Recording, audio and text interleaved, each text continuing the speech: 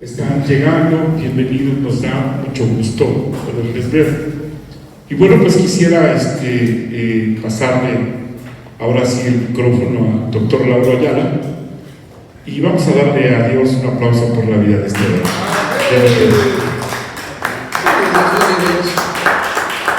El Señor sea con ustedes, con este lugar, la casa de Dios.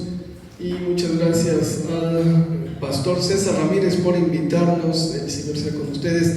Antes de empezar la explicación de la Biblia, quisiera llamarle al pastor Javier Hermoso. Siempre ha sido mi cobertura. Pásale, Javier, para que hagas una oración por esta presentación. Le voy a entregar los diezmos. Me gusta predicar lo que vivo, ¿no? Entonces, si predico, hermano, diezma, pues Javier, te entrego oficialmente los diezmos. Si quieres hacer una oración, por favor. Gracias. Los diezmos son de Dios, no del hombre. Por eso yo siempre le pido que los da los ministerios que han estado. El servidor Pastor Lauro tiene más de 20 años. Él y su esposa allá en Escapuzalco tienen una iglesia muy, muy hermosa y vamos a poner, ¿verdad?, la palma hacia arriba porque estos son de Dios. Yo no puedo llegar como decir, ay, gracias. Ustedes no son el Señor. Entonces hay que orar. Cuando tiene la palma hacia arriba, hermanos, yo aprendí eso en la escuela profética. Es entregarlos primero al Señor y ya luego yo cubro. Porque nuestro sacerdocio es según el orden de Melquisedec. Amén. La vida es de Cristo. Eso. Padre, gracias te damos por estos diezmos entregados públicamente. Sirva esta enseñanza para depositar en tu corazón el bien y la misericordia que tú tienes. Gracias por la vida, la lealtad, la honestidad de Lauro, de Hadassah. Gracias por su iglesia, Padre. Gracias por este ministerio que ha trascendido en toda Latinoamérica, Señor. Gracias, Señor. Él te entrega estos diezmos. ¿Cómo de tomarlos si primero no los santificas, no los bendices, Señor? Apertura las ventanas celestiales para que haya más que abundancia, Señor. Y yo lo cubro y los tomo aquí en la tierra porque escrito está: no pondrás boza al buey que trilla. Gracias porque esto es parte de tu obra. Bendice a Lauro en esta exposición. Gracias porque la Biblia diacrónica está llegando a toda Latinoamérica, Padre. Gracias por esta iglesia, puerta del cielo. Gracias porque es como Jacob, ¿verdad? Este lugar es puerta del cielo. Gracias, mi Dios. Amén. Gracias. Gloria a Dios por esa bendición. El Señor sea con ustedes, a todos nuestros millones de internautas. Buenos días, tardes, noches. A todos los que nos miran en Sudamérica, en Perú, en Argentina, en Colombia, el Señor los bendiga. En Cuba también tenemos público. En la Unión Americana, God bless America, por supuesto, en Europa, en las Netherlands, en España, en Nueva Zelanda, en Australia, y al músculo mexicano, muchas gracias por su apoyo en las redes sociales. El Señor esté con ustedes. Gloria a Dios, hermanos. Estamos aquí en Tulancingo, Casa de Dios, Puerta del Cielo, con esta amable invitación del pastor César Ramírez para presentar la Biblia diacrónica hebraica. Y bueno, ya he hablado mucho de la Biblia. Vamos a dar algunos esbozos de lo que se trata, cómo leerla. Bueno, tenemos promoción especial el día de hoy. Lo que quisiera empezar a contarles, como dije hace unos momentos, me gusta predicar vida, ¿no? Normalmente hay pastores que predican santidad, ¿no? Y bueno, la teoría es muy bonita, ¿no? Nos dice el apóstol Juan, no pequéis, y si pecáis es que no está Dios con ustedes. Y yo cuando leo a Juan digo, oh Dios mío, ¿no? O yo estoy mal, ¿no? O este hombre vivía en una vida de completa santidad, que yo me parezco más al apóstol Pablo, ¿no? Cuando dice, miserable de mí, ¿no? Hago lo que no quiero hacer. ¿quién me librará de este cuerpo de pecado? ¿No? Entonces, bueno, y parte de predicar vida, bueno, es precisamente cómo surgió este proyecto y por qué, y tiene también que ver con mi personalidad. Digo, empecé a leer como la mayoría de ustedes en primero de primaria. Hay niños más avisados hoy en día, ya desde el kinder les enseñan a leer. Yo no, hasta primero aprendí a leer y bueno, me gustaban mucho los cómics de Archie. Dice la escritura, cuando éramos niños hablábamos como niños y hacíamos cosas de niños. Y bueno, leía Archie, sus aventuras, pero pues mi papá era una persona muy intelectual. Le daban estos vales en el trabajo para ir a comprar libros, ¿no? Ahí al Fondo de Cultura Económica, y siempre me llevaba y me decía, bueno, escoge libros. Me gustaba también mucho Mafalda, ¿no? Mafalda tiene como toque un poco más político. Digo, a los 7 años, 8 años no entendía mucho, ¿no? Más bien me gustaban los dibujitos y le preguntaba, papá, ¿qué significa sibarita? ¿O qué significa esta otra cosa? ¿No? Estos términos argentinos, y bueno, él ya me explicaba. Y bueno, vino la secundaria, ¿no? Seguí leyendo cómics. Y en la secundaria, bueno, nos dejaban leer cuando menos un libro por mes. Lo teníamos que escoger de la biblioteca, el libro que fuera. Mi primer libro fue La isla del doctor Moreau, un clásico, ¿no? Hoy en día ya superado por todas estas cuestiones de genética. Y después leí otro libro al azar, me gustó la portada. Era Conan, no eran las historietas, después sacaron unas historietas, era el libro de Conan, de Robert T. Howard, alguna de sus aventuras, no sé si era Conan el aventurero, cuál sería, y me prendió la magia y espada, me encantó, dije, no puede ser esto, tenía nada más 2 libros en la biblioteca, me robé uno, ¿no? Y tuve que dar otro a cambio. Y dije, bueno, si me robo el otro ya se va a ver muy obvio, entonces bueno, nada más me pude robar uno. Tardé muchos años en conseguir la colección completa y me gustó mucho la novela, ¿no? Empecé a leer Magia y Espada, Tolkien, increíble Tolkien. Luego, bueno, ¿quién no ha leído a Gabriel García Márquez? ¿No? Es un clásico, estos libros de realismo mágico, ¿no? Estos temas literarios. Y Philip K. Dick también es un norteamericano que escribe sobre el futuro, ¿no? Son estos temas futuristas. Yo creo que han visto varias películas de él y ni siquiera saben quién las escribió, ¿no? Blade Runner, por ejemplo, es de este hombre, Philip K. Dick. Y bueno, todo esto te lo cuento porque esto me incitó primero a escribir, ¿no? Cuando leí Conan, fue algo tan increíble, no quería volver a experimentar la historia, ¿no? Así despacio, y entonces empecé a transcribir el libro, ¿no? Agarré el libro, lo empecé a transcribir y no sé, llevaba algunas páginas y dije, bueno, ¿por qué no crear mis propias historias? No voy a crear yo mis propias historias, ya que nomás pude conseguir 2 ejemplares, ¿no? Voy a hacer mis propias historias. Y empecé a escribir libros, empecé a escribir novelas. Tengo unas 40 novelas sin publicar, ¿no? Hoy le llamo basura literaria, bueno, porque después empecé a leer mucho, les digo, Philip K. Dick tenía este toque del espacio, pero eran personajes con problemas psicóticos, ¿no? O sea, era así como gente con problemas que no distinguía la realidad, ¿no? Como Viajes de Mescalina. Y así pasé con estas novelas, hasta que un día estudié Ciencias de la Comunicación. Todo esto me ha servido para moldear el libro. Nos dio clases un antropólogo, ya estaba yo terminando la licenciatura en el TEC de Monterrey, y nos dio clases este antropólogo, Camilo Pérez, creo que se llamaba. Nos dejó leer un libro, El México Profundo, de Guillermo Bonfil Batalla, y otro libro de Néstor García Canclini, creo que se apellida, Las culturas híbridas. Y yo cuando leí estos libros dije, Dios mío, estoy en la carrera equivocada, ¿no? Antropología tenía como esta idea muy clara de lo que era la vida, ¿no? En comunicaciones, digo, te enseñan a hacer anuncios, cómo engañar a la gente, cómo venderles un producto que les va a dar cáncer y lo sigan consumiendo, ¿no? Todo este tipo de mercadotecnia. Y antropología era todo lo contrario, era encontrar la verdad más profunda de las cosas, era como ir a la base más profunda.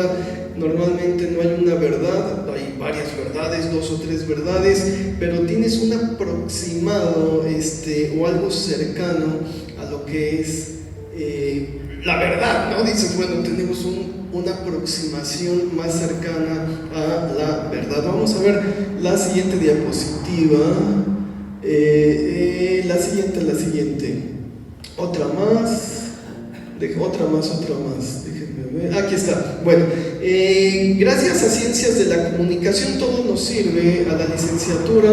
Bueno, en una de tantas clases me enseñaron a cómo diseñar libros, ¿no? Esto era, la carrera era muy amplia, se podía uno enfocar a la radio, a la televisión, a periódicos, a libros, ¿no? A comunicación empresarial, tenía muchas vertientes. Y en una de las clases era, bueno, escribe. Yo decía, pues si escribo, ¿no? Tenía muchas novelas, bueno, pues te vamos a enseñar cómo hacer bonito tu libro, cómo hacerlo especial. Esto es algo que siempre ha caracterizado todos mis libros. Me gusta estar desde el diseño de la portada hasta la contraportada, desde que empieza el libro hasta el final, todos los detalles, ¿no? Contrato a gente que me haga la portada, yo hago mis mismas portadas, o sea que si les parecen feas, bueno, es mi culpa y es mi responsabilidad, es parte del proceso. ¿Sí me explico? No le digo a alguien que me revise el libro tampoco, los errores son míos, las equivocaciones, las faltas de ortografía son mías. Entonces, cuando diseño un libro, mucha gente me ha dicho, bueno, ¿cómo escribo? ¿Cómo escribo un libro? ¿No? Hay gente que dice, yo quiero escribir un libro. Escribir un libro es como subir una montaña. Si la subes muy rápido te cansas, ¿no? Alguien ha subido una montaña, ¿no?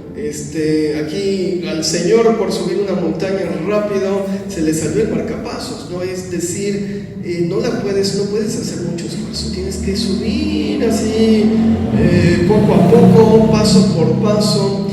Lo mismo es escribir un libro, tienes que hacerlo con mucha paciencia, sentarte un ratito, escoger una hora, ¿no? Para escribirlo, 2 horas, escribes un capítulo, al otro día o una semana después escribes otro, pero no lo puedes escribir rápido, ¿no? Escribir esta Biblia me tardó 11 años, ¿no? Y no es que 11 años estuviera día y noche escribiéndola. Le daba un ratito y luego le daba otro ratito y todos los días les daba un ratito y de paso a paso, bueno, de pronto ya subiste la montaña, ¿no? Entonces es un proceso de creación y en esa creación me gusta fijarme en todos los detalles, ¿no? Entonces, bueno, el tipo de papel, cuánto va a pesar, la tipografía que voy a utilizar, la letra, usé una letra Garamond, la diseñó Luis Garamond en el siglo XVI y la hizo especialmente para que fuera agradable a la vista, ¿no? Entonces todos los detalles, es de 12 puntos la letra, tengo yo astigmatismo, ¿no? La microletra me cae regorda, entonces dije vamos a ponerle un tamaño más o menos adecuado para que lo pueda ver sin lentes. Y bueno, viene la numeración, vienen las viñetas. Esto, por ejemplo, arriba dice Bereshit, Génesis, y viene este detallito, esta viñeta, como una florecita abriéndose, ¿no? En cada libro viene un detalle distinto. Esto fue cuando estudié Ciencias de la Comunicación y tuve la clase con este antropólogo, ¿no? Y dije, Dios mío, ¿qué estoy estudiando? ¿Qué estoy haciendo aquí? Me equivoqué de carrera. Hay como un vicio, ¿es aquel? Dije yo, me equivoqué de carrera, hubiera estudiado antropología. Y bueno, se puede corregir, ya estaba por terminar. ¿Me lo cambian? Bueno, ahí está. Oh, sí, era un bug, ¿no? Ya, gracias Dios, no, bueno, Aunque me ha tocado predicar con otros ruidos más extraños, ¿eh? El último video estaban taladrando en la casa de junto, y me tuve que aventar el taladro y un perro ladrando y tocando, y yo decía así, concéntrate, pero bueno, gracias a Dios. Y dije, yo me equivoqué de carrera, ¿no? Realmente estudié ciencias de la comunicación. Mi papá era licenciado en ciencias políticas, mi madre es ingeniero químico industrial. Y la verdad es que hice la prepa del TEC y teníamos pase automático a la universidad, y acababa de tener el testimonio de esta amiga que hizo su examen de admisión en la, no sé qué universidad, en las Américas de México, y le dijeron, mira, no te aceptamos en esta carrera que ella quería, pero te dejamos en esta otra.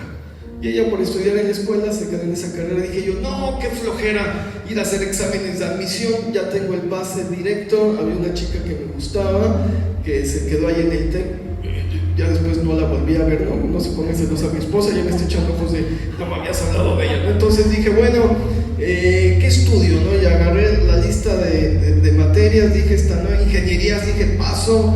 Dije, bueno, esta es la menos peor y es muy amplia, porque realmente no sabía ni qué quería estudiar. Entonces, cuando nos dio clases este antropólogo, dije, todo tiene solución, voy a hacer una maestría, voy a hacer una especialidad en antropología. Yo quería estudiar en la ENA, la mejor escuela de antropología de México, la Escuela Nacional de Antropología. Tenía un conecte altísimo, un amigo mío, su papá era director de la escuela, imagínate. Dije, no, pues con esto entro fácil a la maestría. Y no, cada profesor decidía qué alumnos iban a trabajar en sus proyectos, ¿ves? O sea, ibas con el profesor, te decía, mira, ¿te gusta esto? A mí me gustaba la construcción de imaginarios prehispánicos, ¿no? Como la gente estaba retomando el prehispanismo y estaban construyendo nuevos escenarios, y me mandaron con el profesor. No le gustó mi proyecto, otro año, y tampoco, ¿no? Y dije, ya basta, 2 años es suficiente, ¿no?, de estar esperando. Me busco otra escuela y me fui a la Ibero. El mismo día que fui se me abrió la puerta. Yo siempre creo que Dios tiene planes para nuestras vidas. Las maestrías normalmente son de 2 años. La Ibero tenía una idea distinta de la maestría, fue una maestría de 5 años, ¿no? Fue casi como estudiar otra licenciatura. Y bueno, gracias a Dios, ahí se abrió la puerta para Israel, pero ahorita les cuento. Vamos a retroceder otra más, hasta ahí. Bueno, básicamente en antropología aprendí dos enfoques muy importantes. Uno era el enfoque vernáculo, de las lenguas vernáculas, y otro era el orden cronológico, ¿no? El antropólogo, cuando tú lees un texto de antropología, un texto de divulgación científica, los Argonautas del Pacífico Occidental, el que tú quieras, siempre va a haber palabras sin traducir, palabras en un lenguaje vernáculo sin traducir. Esto es bien importante porque cuando hacemos la traducción al español se pierde la profundidad, ¿no? Perdemos la profundidad en el enfoque. Entonces, cuando uno lee un texto de antropología, no estás leyendo en español y te salen estos términos. Daba el ejemplo de Bronislaw Malinowski, los Argonautas del Pacífico Occidental. Hay un término que es el término kula, ¿no? El kula. Entonces no se traduce. Para traducir kula te tienes que aventar el libro de 400 cuartillas, es decir, el antropólogo, para poder definir qué era el kula, tuvo que escribir un libro de 400 cuartillas. Entonces, ¿cómo crees que vas a traducir el kula, ¿no? Con 2 o 3 palabras o usando un término en español, ¿no? Bueno, es un sistema de intercambio, sí, vinculado a un ritual, o sea, sí me explico, es algo más complejo. Entonces nos enseñaron esto, hay términos que no se traducen, ¿no? Se deben quedar tal como están, porque esto nos va a hacer profundizar más en la cosmovisión, ¿no? El Weltanschauung, me dicen que es Weltanschauung, es el término alemán, para que se oiga bonita, ¿no? El discurso, porque el pastor sabe latinismos y también palabras en alemán. Bueno, no es para lucirse cuando uno habla, ¿no? Pero es lo mismo, cosmovisión es la imagen del mundo, cómo entiende uno a la sociedad, cómo entiende uno el etos donde uno vive. Y bueno, esto me lo dio antropología y también me dio el orden cronológico. El orden cronológico es intentar entender cualquier historia, la historia de la humanidad, la historia universal, la historia de México, por los sucesos tal y como ocurrieron, en qué momento. Esto es bien importante en las peleas entre matrimonios, ¿no? Se están peleando la esposa y el esposo, y entonces la esposa dice, sí, me insultó, y el esposo dice, sí, pero tú me insultaste antes, y entonces el otro cónyuge dice, no, pero es que tú empezaste, ¿no? Y siempre como que buscan quién empezó para que se entienda mejor cómo fue el conflicto en un orden cronológico, y el pastor o el consejero de un consejo más objetivo, ¿no? Bueno, lo mismo pasa con antropología. Cuando entendemos nosotros la historia de la humanidad en orden cronológico, en orden histórico, bueno, vemos una evolución, ¿no? Por ejemplo, esto es para todos los que creen en los evolucionistas, vemos una evolución de la célula, de los virus, a la célula, a animales simples o animales complejos, ¿no? Y entonces está esta historia y nos lo platican, dicen, mira, esta célula se partió y después tuvo ojitos y luego tuvo colita y luego salió del agua. ¿Sí me explico? Es un orden cronológico. Entonces, esto, bueno, soy increíblemente obsesivo. Cuando escucho música, mis artistas también los pongo en la fecha de creación, cuando hicieron qué disco, para ir viendo la evolución, ¿no? Cómo cambiaron los guitarrazos, cómo se volvieron, no sé, música más tranquila, incluso para ver las series, por ejemplo, también siempre me gusta verlas en orden cronológico, ¿no? Insertarlas en el momento en que debían ser. Esto me lo dio la antropología. Vamos a pasar unas diapositivas más. Les voy a poner un ejemplo. Más, por favor. Más hacia adelante. Más. Ahí está, esa mera. Tenemos la traducción de la Reina Valera. Esto es lo que les digo sobre el enfoque vernáculo. La Reina Valera dice, y dijo el rey, tengo televisión acá y estoy volteando acá, bueno, es la mala costumbre, ¿no? Qué buena tener la pantalla de este lado. Dice, y dijo el rey David a Joab, el general de su ejército. Eso dice la Reina Valera. Entonces, bueno, en hebreo dice, dijo el Melech David a Joab, Susar Jai. ¿Por qué es importante la traducción? Vamos a ver la siguiente diapositiva. Ahí está. Si hiciera una traducción a nuestra época moderna, diría, dijo el presidente David a Joab, su primer ministro. Y me dirían ustedes, pastor, por favor, David no era presidente. Bueno, pues tampoco era rey. ¿Sí me explico? Este es el problema. No era rey, pues porque los reyes en Europa, ¿sí me explico? Los emperadores en China, los tlatoanis en México. O sea, aquí en México no había reyes tampoco, había tlatoanis. La traducción más similar sería señores, pero un rey con toda la pompa europea es un término alejado. Y Joab definitivamente su papel de Sar Jail era el del primer ministro. ¿Cuál es la función del primer ministro? No tenemos primer ministro en México.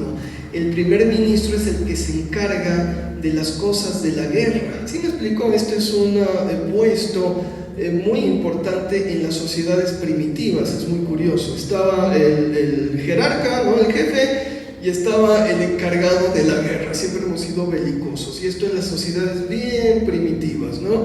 Entonces, llamarle general, el término general apareció con la secesión, la guerra de secesión en Estados Unidos, 1700, no sé qué, 84, y estamos mezclando dos términos, ¿no? Si voy a usar rey, a ver la siguiente diapositiva, bueno, si voy a usar rey, el término que le correspondería a Joab sería como varón, ¿sí me explico?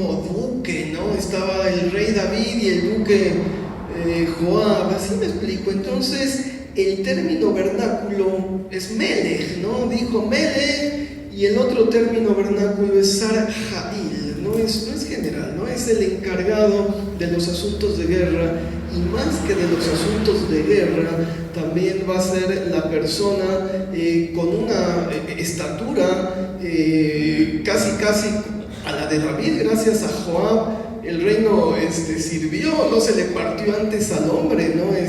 David le daban unos bajones y era Joab el que lo levantaba y le decía: sal y da las gracias al pueblo, ¿no? Y si haces esto, y si cómo crees que vas a tener Abner, que es pariente de Saúl, para que dirija tus ejércitos. Dice: ¿qué estás loco, David? Y ¡pum! Mejor mato al Abner, ¿no? Dice la escritura, fue por venganza de su hijo Asael. Fue por venganza y porque era un hombre inteligente. Dijo: ¿cómo vas a meter en un puesto político alto a un pariente cercano de Saúl? Te va a dar un golpe de estado, piensa David, ¿no? Entonces, bueno, es más que un general, ¿sí me explico? No está supeditado a las acciones del presidente. Es un hombre que piensa por sí mismo y que puede tener la autoridad para oponérsele al Melech. Esta es la importancia de los términos vernáculos. Por eso se llama la Biblia hebraica, porque contiene estos hebraísmos. Algunos hebraísmos los traduzco, son para profundizar mucho más en el texto, ¿no? Hay palabras bien interesantes. Bueno, siempre pongo el mismo ejemplo, pero es que es un ejemplo bastante interesante. La palabra Aarón, fíjate cómo dice la escritura. El hombre, la serpiente era Aarón, y Aarón tiene dos significados, es desnudo y astuto, ¿no? Entonces, bueno, cuando leemos nuestra Reina Valera, nos dice: la serpiente era astuta. Y cuando el hombre comió del fruto perdido, leemos: y el hombre se vio desnudo. Pero el término es el mismo término Aarón, astuto y desnudo. Esto quiere decir que el hombre, cuando comió la fruta, en realidad adquirió la astucia que le prometió la serpiente, ¿no? Le dijo: vas a ser astuto, vas a alcanzar conocimiento, vas a ser como Dios, discerniendo el bien y el mal, claro, pero no le dijo: y te vas a quedar desnudo, ¿no? Es decir, vas a hacer las dos cosas. Le dio lo positivo, pero no le dio lo negativo. Y bueno, esto nos permite profundizar más en el texto y hacer una exégesis o un análisis bíblico mucho más profundo. Me preguntaba una persona antes de empezar la conferencia: usted es el que tiene muchos estudios. Dijo: sí, yo soy. Y me dice: ¿qué ha aprendido con estos estudios? Le dije que soy más ignorante que antes, ¿no? Antes pensaba que entendía la Biblia, o ahora que la leo en estos términos le entiendo menos. Y son las preguntas precisamente lo que nos va a hacer profundizar en el texto, decir realmente qué quiere decir Dios. Hace unos años de una conferencia y hay un término para describir a Dios, ¿sí? Cuando dice: porque yo soy Dios celoso, dice en español. En hebreo dice: yo soy Dios envidioso. Y alguien me decía: no es posible que Dios sienta envidia. Le dije: bueno, yo no escribí el texto en hebreo, ¿no? Quién sabe quién lo escribió, un masoreta. ¿Por qué no mejor pensamos con más profundidad por qué la Biblia está describiendo hacia Dios? No me digas lo que yo estoy leyendo, mejor dime por qué. No, eso es más interesante. Esto quiere decir que entendemos menos de Dios de lo que pensamos, ¿no? A veces decimos: oh sí, no, yo y el Señor, no, pues vamos acá, uña y mugre, Dios me revela todo. Ojalá, ¿no? Realmente yo cuando intento comprender a Dios, ni lo intento, se me hace una blasfemia, porque viendo un universo de 14,000 millones de años de extensión en tiempo y espacio, imaginar a un creador que hizo unas variables tan pequeñitas como para que una cuerda esté vibrando y produzca una partícula, y la partícula genere un átomo y luego nos crea a nosotros, y luego viene la biología hipercompleja y un montón de cosas más complejas, los sueños, y añádele a eso el mundo espiritual, ¿no? Que es todavía más complejo. Digo yo, me rindo, Dios es completamente soberano sobre todo. Y bueno, esto fue lo hebraico. Lo diacrónico es el orden. Vamos a regresar, la ve acá por favor, una más donde están los colores de azul. Ahí está. Lo que hice también con esta obsesión, no es casi una obsesión, así como, ¿qué obsesiones tiene, pastor? No sé, quiero todo en orden, ¿no? Así, el orden exacto, A, B, C hasta la Z. Lo que hice fue reacomodar todos los textos en un orden, se le llama argumentativo. Esto quiere decir, no es un orden histórico, no es el tiempo en que se escribieron los textos, es la manera en que van siguiendo la narrativa. ¿Esto qué quiere decir? Bueno, tenemos el libro más viejo o más antiguo, que es el libro de Job. El libro de Job antecede incluso al libro de Génesis. Es muchísimo más viejo que el libro de Génesis, ¿no? Y poner el libro de Job antes del Génesis habría sido contrariar el término Bereshit, que es profundísimo, ¿no? Entonces digo yo, ¿cómo voy a traicionar Bereshit poniendo antes a Job, que no hace ninguna como gracia? Sin embargo, tenía que buscar un lugar antiguo para que el lector dijera, ¿por qué puso a Job en Génesis? Claro, para que te des una idea que es un libro bastante antiguo. Entonces lo busqué en una genealogía, apareció un Jobab en la genealogía de Noé, aparece un Job en una genealogía tardía, ahorita te digo de dónde, ya es bastante tardía, creo que es de los hijos de Jacob, aparece un Job de los hijos de Jacob, creo que es de los hijos de Jacob, pero era demasiado tardía, quería que el lector entendiera que el libro de Job es bastante antiguo, entonces lo inserté después de Génesis 11, ¿no? Para que quedara dentro de los hijos de Noé, ¿no? Hay un Jobab, dije, aquí es el punto. Si me explico, entonces se le llama orden argumentativo. Luego pasamos a los demás libros, dije, ¿cómo voy a seguir la historia? Bueno, Éxodo, Deuteronomio, básicamente quité la ley, dije, nadie lee la ley, bueno, yo sí, me encanta, pero normalmente tuve estas clases en la Universidad Hebrea de Jerusalén. Déjate cuento antes. Bueno, acabé antropología en la Ibero, y en ese tiempo me convertí, tuve mi encuentro con Dios. Dice Durkheim que cuando uno tiene estos encuentros, o te vuelves más ateo o te vuelves más fanático, ¿no? Yo ya creí en Dios, pero me volví ultra fanático y le dije a Dios, Señor, quiero estudiar tu palabra, quiero aprender tu palabra, quiero ver qué dice en hebreo, quiero saber qué es lo que dice, no sé quién escribió, no sé quién hizo la traducción, quiero entender esta traducción. Y fue muy especial cuando Dios me llamó, una sola cosa me mandó lo de Josué, cuando le dice, yo te mando que no sea parte de tu boca este libro de la ley, sino que de día y de noche medites en él y yo haré prosperar tu camino. Entonces, bueno, estaba acabando antropología y vi este póster donde decía la Universidad Hebrea de Jerusalén está dando un número reducido o limitado de becas, ¿no? Para estudiar en Israel, y dije yo, aquí interesante, estaban dando becas en religión. Dime, ¿quién da becas en religión, no? O sea, dan becas en ingenierías, ¿no? No, pero en religión, ¿quién te da una beca en religión? Y entonces llamé y les dije, oiga, es la Universidad Hebrea en México. Me dijeron, no, es en Israel. Dije, no, pues yo aplico. Y gracias a Dios, bueno, fue bien especial. Me dieron la beca, me pagaban la escuela y el hospedaje.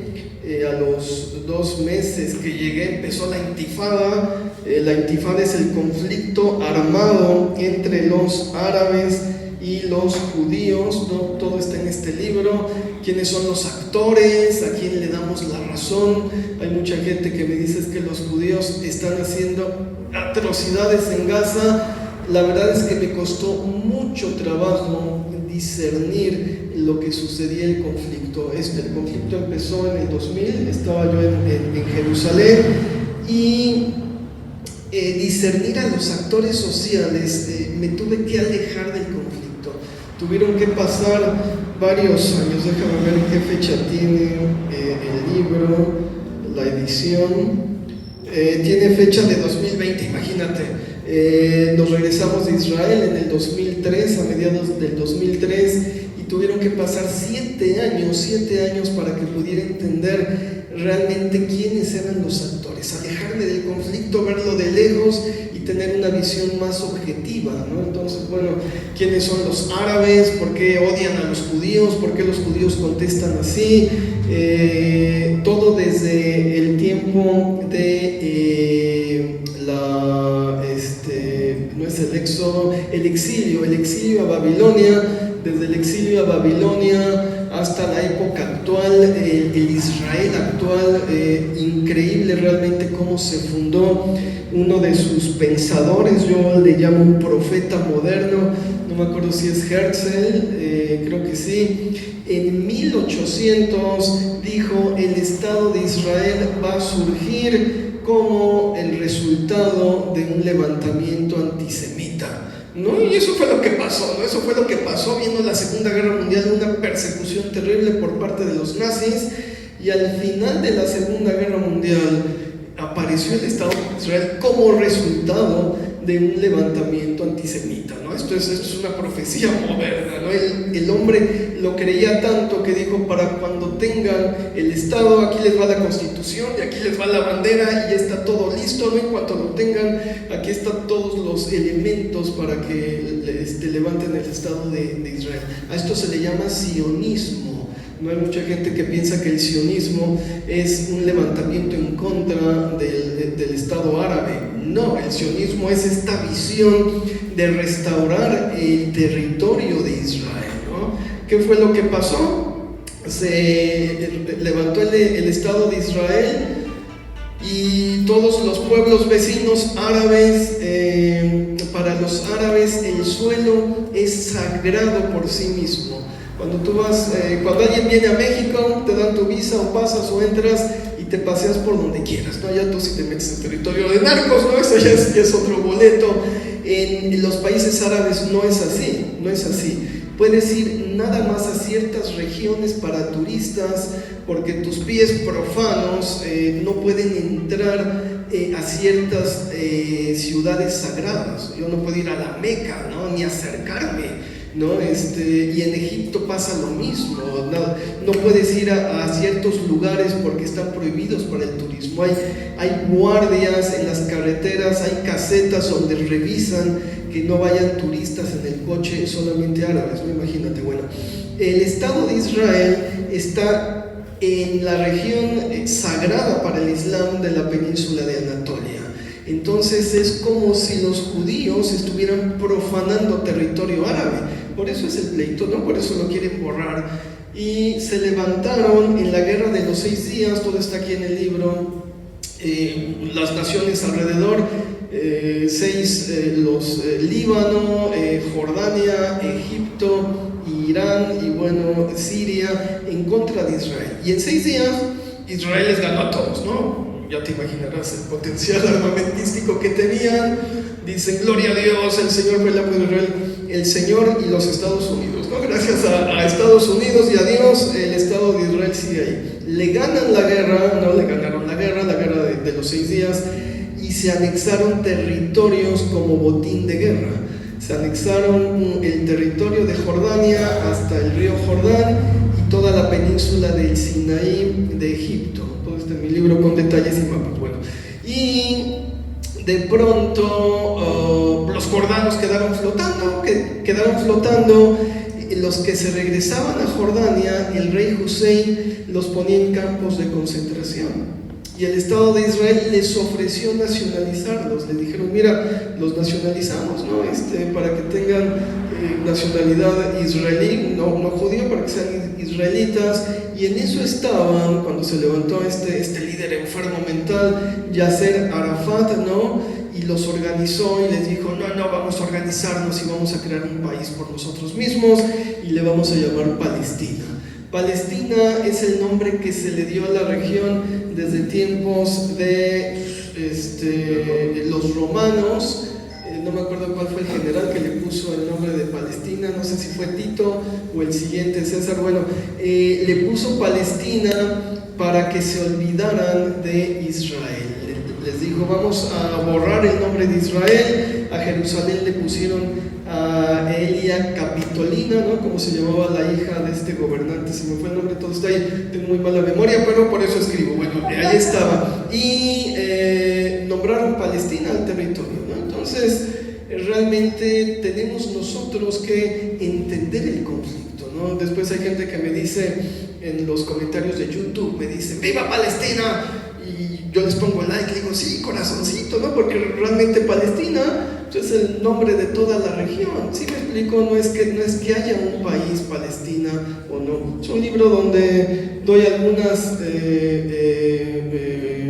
sugerencias de cómo acabar el conflicto, pero es bastante complejo. Nos tocaron unos bombazos bastante fuertes a mi esposa y a mí. Uno estábamos comiendo en el restaurante, ¿no? Así, estaba como nublado y de pronto soy un ruido así muy fuerte. Yo pensé que era un trueno y toda la gente corriendo en la calle, que es algo, ¿no? Ya saben, lo antropólogo, olía como a transmisor quemado, se me fue el término, transistor, como a transistor quemado. ¿Te acuerdas antes cuando se quemaba la televisión o el radio, que había como este olor a cable quemado? Así olía. Y bueno, a 10 metros, 4 muertos fresquecitos, hermano. Mira, me empezaron a hacer las piernas así, me empezaron a castañar los dientes. Dije, qué miedo, realmente qué miedo. Y bueno, todo eso está narrado en este libro. Pero estábamos en que me habían aceptado en la Universidad de Hebrea de Jerusalén, ¿verdad? Entonces, bueno, fue bien especial, me dieron la beca, empezó la intifada. Gracias a eso, mi esposa se pudo ir conmigo porque la escuela se vació, todo el mundo se regresó a sus países. Me preguntaban, ¿y tú por qué no te regresas a México? Dije, pues Dios me trajo aquí a estudiar, no me dijo regrésate, ¿no? Yo creo que Dios me va a cuidar, no invirtió en una maestría para matarme, me hubiera matado en México, ¿no? Digo, no me mata en Israel, me mata en México. Y gracias a eso me pude llevar a mi esposa a Israel. Nos dieron un departamento para matrimonios increíblemente cómodo. El pastor Javier nos fue a visitar allí en una ocasión. Digo, era un departamento pequeñito, pero increíble, una bendición increíble en la Hebrew University, ¿no? Y bueno, básicamente allí me enseñaron otra técnica, que era la técnica de la deconstrucción. La deconstrucción es el término diacrónico. Diacrónico es el término antropológico y lo podemos traducir como cronológico. ¿Qué es la deconstrucción? Es precisamente acomodar el texto en este orden argumentativo que les estoy diciendo, pero no solamente poner los libros, sino encontrar el momento y lugar exactos donde están. Es decir, esto está bastante claro en Reyes, ¿no?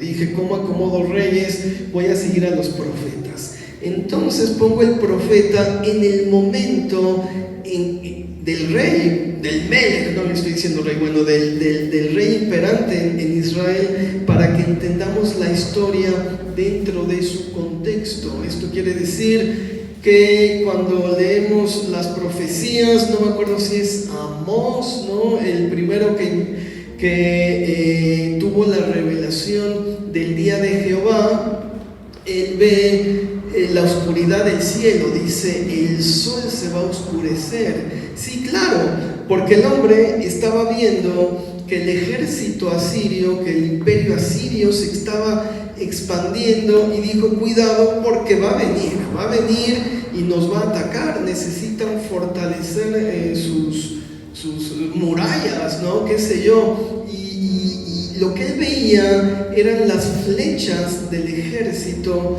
sobre Israel. Y bueno, los asirios y los babilonios ganaban por número, ¿no? Mandaban miles de millones de soldados y ganaban por número. Entonces, cuando disparaban las flechas, el sol se ennegrecía. ¿Sí me explico?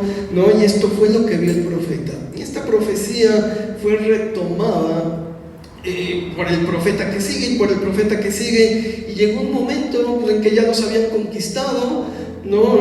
Ya no había ejército asirio, ya no había flechas asirias, y se convirtió en una profecía escatológica, ¿no? Cuando realmente el sol se iba a oscurecer por algún acontecimiento cósmico. Esto es bien interesante porque lo entendemos solamente de manera lineal cuando leemos la historia y la narrativa. Hechos, Crónicas y Reyes, por ejemplo, Crónicas va a manejar algunos momentos de los reyes que no maneja Reyes, que no maneja el libro de Reyes. Entonces, para entender eso, tendrías que saltar de Primera de Reyes 5:21, por decir algo, a 4 de Crónicas 3:16. ¿Sí me explico? Para entender la secuencia. Entonces, lo que hice fue deconstruir. Dije, bueno, vamos a poner esto aquí y lo pasamos para acá y entendemos completa la historia de Salomón, o entendemos completa la historia de otro rey. ¿Sí me explico? Esto es parte de la deconstrucción. Todo lo que vamos a ver en colores es lo que está, bueno, en rojo es lo que está incompleto, ¿no? Una persona me decía, su Biblia me costó mucho trabajo porque no encuentro las citas. No, pues a mí también me cuesta mucho trabajo encontrarlas, ¿no? Porque cambié todo el orden. Entonces, sí se puede. Lo que hemos hecho es ponerle pestañas y encuentras el 90% de las citas, ¿no? Entonces, todo lo que esté en blanco, que no tiene ningún color, son las citas que puedes encontrar sin ningún problema, ¿no? Tenemos ahí Efesios, Jonás, Amós, Oseas, Miqueas. Cualquier profeta lo puedes encontrar sin problema. Se dificulta un poco estas historias donde hice una deconstrucción profunda, ¿no? En el Nuevo Testamento añadí, por ejemplo, el libro de los Macabeos, ¿no? Porque es central para entender las profecías de Daniel y el advenimiento del Mesías. La mayoría de los pastores entienden a Daniel en su nivel escatológico, profético escatológico. Está anunciando el fin del mundo. Bueno, todas las profecías se pueden entender cuando menos en 8 niveles. La palabra de Dios tiene cuando menos 8 niveles de entendimiento y uno de ellos es el escatológico, sí. Pero el libro en realidad se escribió, o el libro es totalmente mesiánico. ¿Qué quiero decir con mesiánico? Que Daniel estaba anunciando al Mesías Jesucristo. Cuando haces la cuenta de las semanas, ¿no? A todo el mundo le encantan las semanas, súmale, réstale, ¿no? Divídele, ¿no? Las 70 semanas, Daniel, y te dan el 25 de julio del 2025, Cristo va a poner su pie en la tierra. No, cuando haces realmente la cuenta de las semanas, desde Daniel está profetizando que Cristo iba a aparecer 40 años antes. Si Daniel escribió esto 600 años antes, es increíblemente preciso. ¿Sí me explico? Hay una desfase de 40 años. Le pasó lo mismo al profeta Jeremías. Jeremías dijo, mi pueblo regresará después de 70 años. En realidad Israel regresó después de 68 años, ¿no? Dios, debemos entender el tiempo en Medio Oriente. El tiempo exacto lo inventaron los británicos. Los ingleses querían saber exactamente a qué hora llegaba el tren para saber cuánto le pagaban al obrero.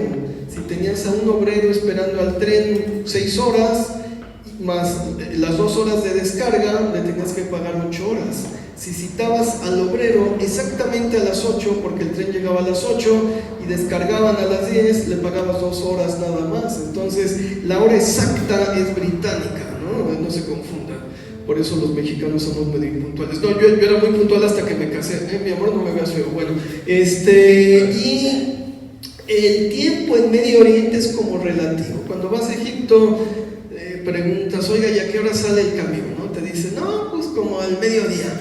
Ah, como a las 12. No, al mediodía es entre las 11 y las 2 de la tarde. O sea, ¿sí me explico? No es tan exacto. Es tan maleable el tiempo que incluso la televisión no comienza exacta. En Israel el programa de televisión no comienza exacta, no empieza 5 minutos antes o empieza 5 minutos después.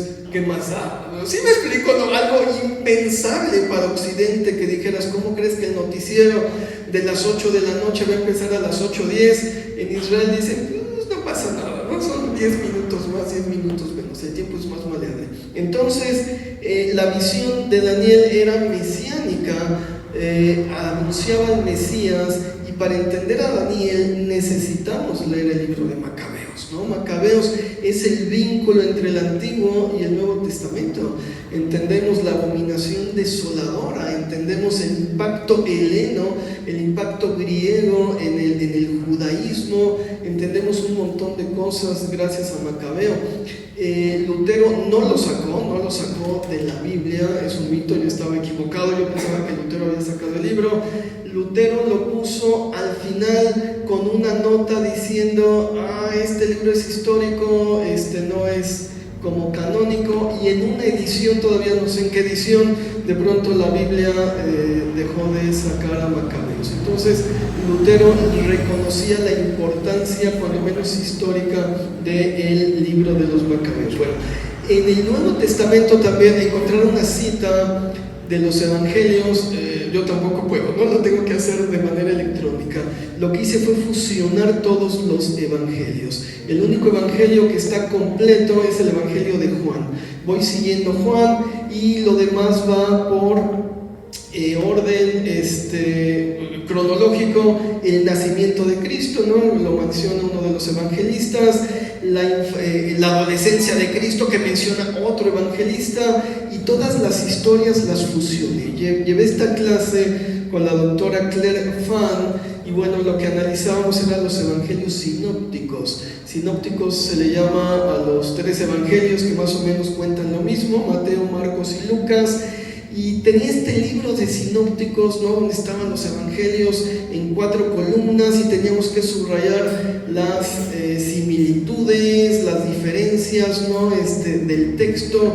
Y yo dije, bueno, ¿qué pasaría si los fusionáramos para entender un solo texto, ¿no? Si esas pequeñas diferencias de los evangelios los fusionáramos para hacer un solo texto y engrandecer la lectura. Entonces fue lo que hice. Ay, fue un dolor de cabeza, ¿no? 11 años, en serio, así, oh, Dios mío, no puede ser, fusionando las historias, y además incluí pasajes que no están, o que uno no puede ver porque están recluidos en el Vaticano de diferentes textos. ¿Cómo se compilaron los evangelios? Eran historias orales, ¿no? Que se contaban en las comunidades cristianas, y de pronto alguien las empezó a escribir. Dijo, pues voy a escribir lo que está diciendo el hombre, y hubo varios escritos, ¿no? Hay varios manuscritos de Marcos, varios manuscritos de Mateo, varios manuscritos de Lucas, y cada uno tiene pequeñas diferencias, ¿no? Entonces lo que hicieron fue sacar nada más lo que quedaba exacto. Las diferencias las archivaron en el Vaticano, a donde solamente tienen acceso algunos privilegiados, como yo. No es cierto. Un monje católico hizo esta investigación y sacó las diferencias de textos. Dije, esto se lo voy a añadir a la Biblia Diacrónica para engrandecer un poco la lectura. Entonces tenemos textos que jamás se han leído, ¿no? Los menciono, todos tienen cita, ¿no? Manuscrito fulano de tal, manuscrito así, etc. Entonces, bueno, todo esto hice. El libro de los Hechos igual.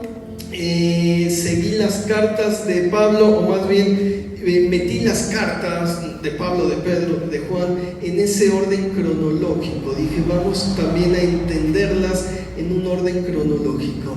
Y pude entender que había una lucha entre la iglesia de Jerusalén, totalmente religiosa, buscando un judaísmo tradicional, ¿no? Todavía circuncidaban a los que se convertían con las ideas ultraliberales de Pablo, ¿no? Pablo decía, nada de circuncisión, nada de mandamientos, vivimos bajo la piedad de Dios.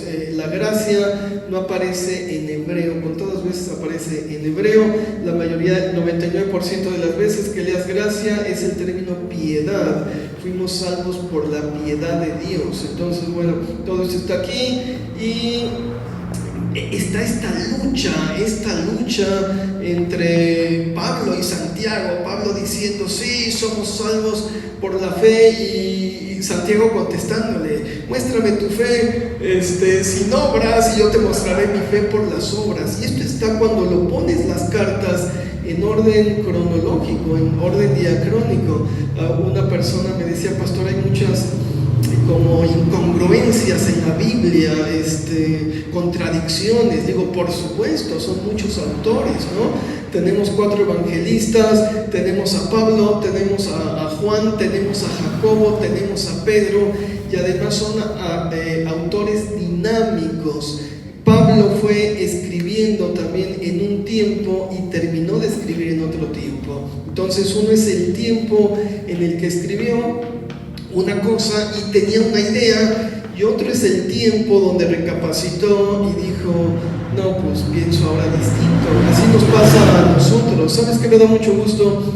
Cuando retomo un sermón antiguo, ¿no? Digo, ay, voy a dar un recalentado, ¿no? Y retomo un sermón de hace 3 años y digo, gracias, Señor, porque has cambiado mi forma de pensar, porque realmente el sermón de hace 3 años, digo yo, ay, esto prediqué, ¿no? Hay que hacerle muchos cambios, ¿no? Y eso habla de una evolución, y lo mismo pasa con Pablo. Pablo acusó a los apóstoles de no enseñarles nada. Dice, los que eran los grandes apóstoles, el Juan, el Pedro, ese no me dejaron nada. Dice, el Pedro digno de condenar, ¿no? Yéndose ahí con los judíos, no queriéndose juntar con los gentiles. Eso fue al principio de su ministerio. Después reconoció la grandeza. Después dice con humildad, a todos soy deudor, a sabios, a no sabios, no a griegos, a no griegos, de todos he aprendido algo, ¿no? Como que cambió el hombre su perspectiva. Esto está en las cartas, y bueno, se pueden encontrar. Les digo, todo lo que esté en blanco, ya se apagó. Bueno, todo lo que esté en blanco acá es el 90% de la escritura. Puedes encontrar las citas puntuales. Y finalmente, bueno, vamos a tener también el Apocalipsis, ¿no? Al final todo está dentro de una historia mayor. ¿En qué momento se escribió? Entonces lo intercambio con diferentes capítulos. Unos son los capítulos de los libros, y otros son los capítulos históricos, ¿no? Para entender, por ejemplo, a los Césares, ¿no? Había un César Calígula en ese entonces, ¿no? Había un César Nerva, ¿no? ¿Qué momentos hay de persecución en la iglesia? ¿Qué es lo que está pasando cuando Pablo está escribiendo eso? Bueno, hay un personaje histórico encima que es más tolerante con el cristianismo, hay uno que lo está persiguiendo, hay uno que quemó Roma para hacerla más grande. ¿Sí me explico qué es lo que está pasando en ese momento en la historia? Y es muy interesante Apocalipsis cuando se lee de una manera diacrónica, porque el hombre, Juan, y no es el apóstol Juan, es otro Juan, quién sabe quién sea, ¿no? Me han dicho, pastor, ¿cómo sabe eso? Una por el griego, no sigue el estilo del griego de Juan, otra por cómo se presenta. Juan el apóstol siempre se presenta el amado, el discípulo amado, o amados, utiliza mucho el término agape en griego, mis agapeos, ¿no? Y el Juan del Apocalipsis es más llano, entonces es otro Juan. Bueno, este Juan está sentado en la isla de Patmos. La isla de Patmos está frente a Turquía y es como si tuviera a las 7 iglesias, ¿no? Del Apocalipsis, como si las tuviera de frente. Entonces es como una persona que le está hablando de frente a las 7 iglesias desde Patmos, así como ustedes, ¿no? Yo estoy Juan aquí y ustedes son las 7 iglesias y a cada una les está hablando y les está diciendo esto manda el Señor, como si las tuviera de frente. Es muy, muy interesante la interpretación del Apocalipsis desde la Biblia diacrónica y las especificidades, la profundidad en el texto. Está esta palabra donde le dice: yo te daré las llaves del reino. ¿Se acuerdan de la palabra? Hay una versión en uno de los en un manuscrito o no, en una universidad, en la Universidad de Grada en Jerusalén, donde se utiliza el término clavos. Dice: yo te daré los clavos del reino, ¿no? Y el término clavos nos hace profundizar más en el texto. En ese entonces los grandes portones de las ciudades no se usaban llaves, no había una llave gigantesca para abrir un portón, usaban clavos, los doblaban y usaban el clavo y le maniobraban para abrir la puerta. Es decir, el clavo era como una llave. Decir yo te doy las llaves del reino, entonces, yo te doy los clavos del reino, es como decir de manera sinónima yo te doy las llaves del reino, significa lo mismo. Claro, pero si yo uso el término clavos, me estoy refiriendo también a la crucifixión. ¿Sí me explico? Hay una profundidad mayor en el texto, y esto es de lo que se trata esta Biblia, de profundizar en el texto.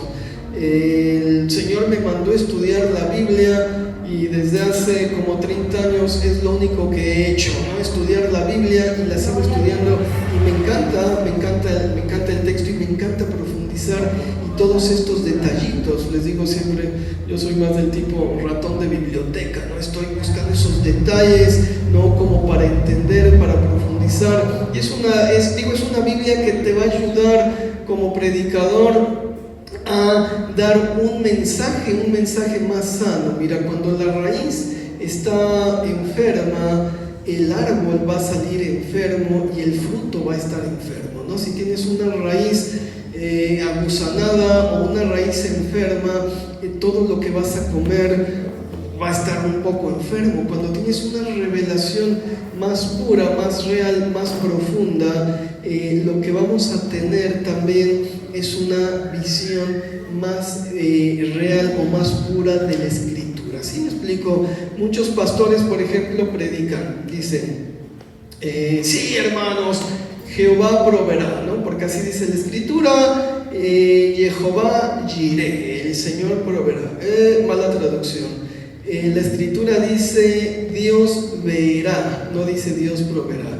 Yaré del verbo roé, ¿no? Dios verá, y no hay pierde. Es decir, Dios no es un proveedor. La palabra proveer no aparece en la Escritura, no es bíblica.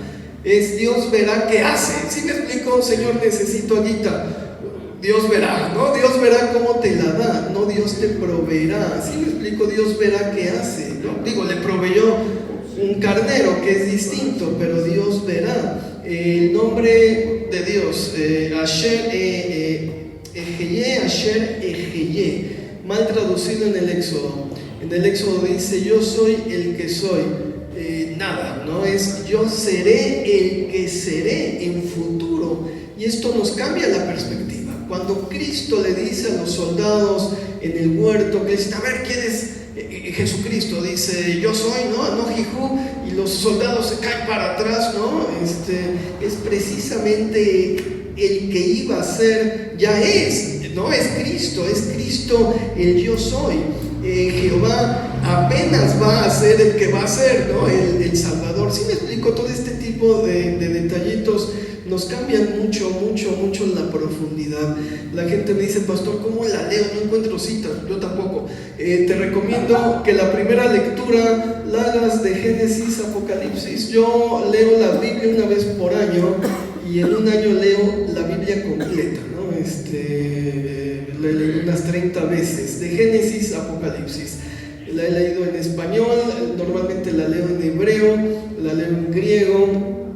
Yo te recomiendo eso, ¿no? Que empieces con una lectura distinta, que digas, voy a abrir mi corazón y mi mente para leerla, pastor, pero es que no me interesa aprender hebreo ni entiendo hebreo. Mira, el hebreo es una lengua sagrada per se.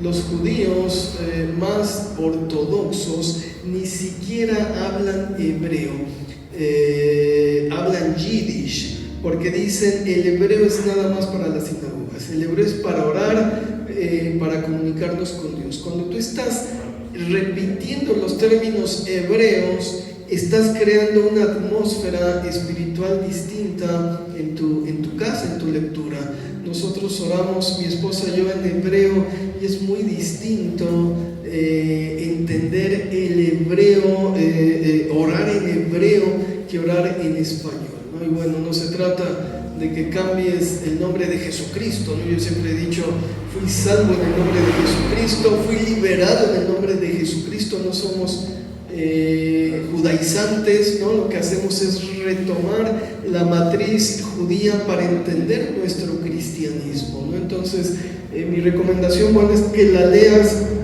de principio a fin.